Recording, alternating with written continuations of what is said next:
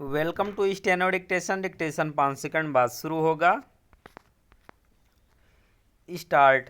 हिमाचल प्रदेश के मंडी जिले में बादल फटने से जो जनधन हानि हुई वह यही बता रही है कि अपने देश में और विशेष रूप से पर्वतीय इलाकों में बरसात के दिनों में कैसी विषम परिस्थितियां पैदा हो जाती हैं।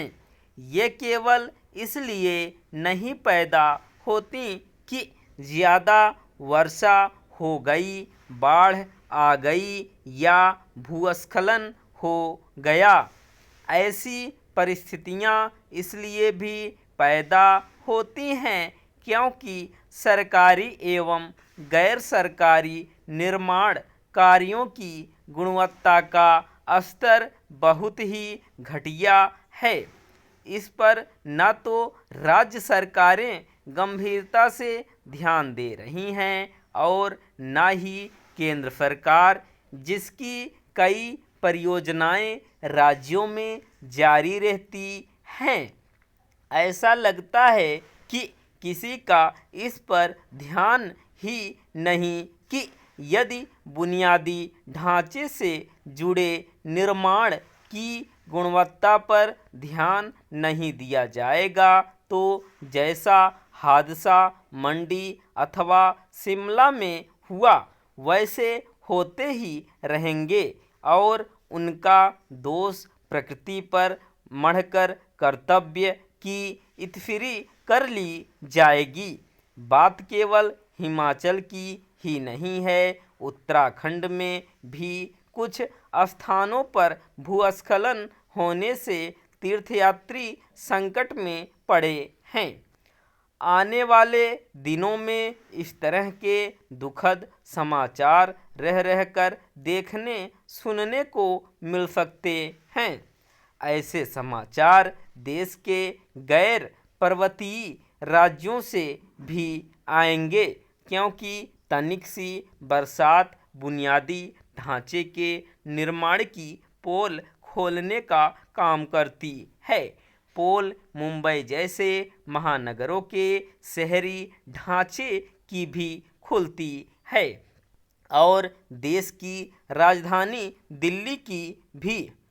इसका कोई मतलब नहीं कि हम बार बार विकसित भारत की बात करें लेकिन सरकारी निर्माण कार्यों की गुणवत्ता की अनदेखी करें और मानक होते हुए भी उनका पालन न करें। इस तरह से तो हम विकसित देश नहीं बन सकते। ज़्यादा बारिश, भूस्खलन आदि की घटनाएं विकसित देशों में भी होती हैं लेकिन वहाँ सरकारी एवं निजी लोगों की ओर से कराए गए निर्माण कार्य की गुणवत्ता बेहतर होती है। इसीलिए वहाँ हादसे और उनमें जान गंवाने वाले लोगों की संख्या कम होती है। पता नहीं क्यों हम विकसित देशों से कुछ सीखने से क्यों इनकार कर रहे हैं। इस इनकार के लिए राज्यों और केंद्र सरकारों के साथ उनकी नौकरशाही सीधे तौर पर जिम्मेदार है।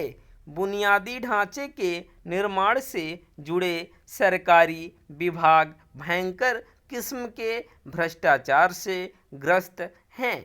इसी कारण नए बने भवन में लीकेज होने लगता है और पुल उद्घाटन से पहले ही ढह जाते हैं।